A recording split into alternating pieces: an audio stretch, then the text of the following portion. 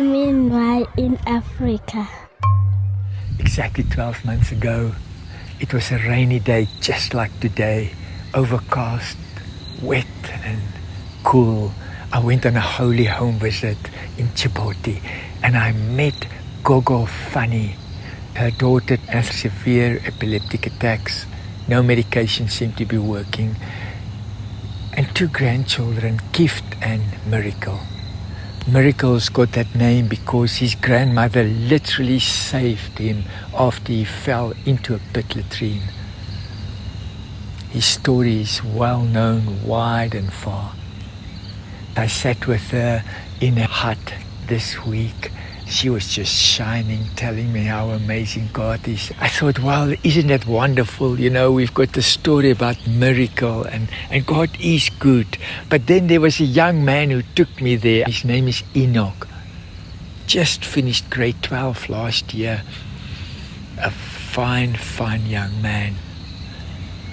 He just sat there quietly listening to everybody. Then Gogo Funnie started sharing the story with me. This young man, Enoch, heard that Miracle's dad, his biological dad, completely rejected him and publicly told everybody in the community it was not his child. It was really tough news for Gogo Funnie and them to hear. When Enoch heard this news, he went there and he said to the family, I will be his father. I mean, Enoch is 19 years old. He's got a massive future ahead of him. Wow. It was just so incredible to watch how Miracle clung to this young man of 19. How we walk with him, carrying Miracle on his shoulders, Miracle calling him Dad. The miracles doesn't end in Gogo Funnie's hut.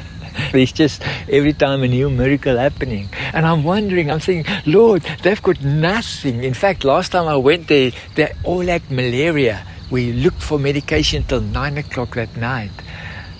Even today, as I'm sitting in his hut, there's barely anything to eat.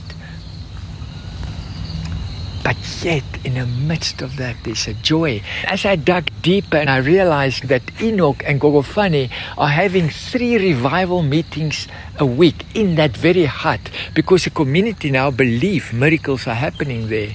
So on a Monday, Wednesday, and a Friday, between 4 and 6 in the afternoons, here's this young man of 19 that took this child to be his father and this grandmother, and they started leading a revival group. People coming from far to worship and to sing.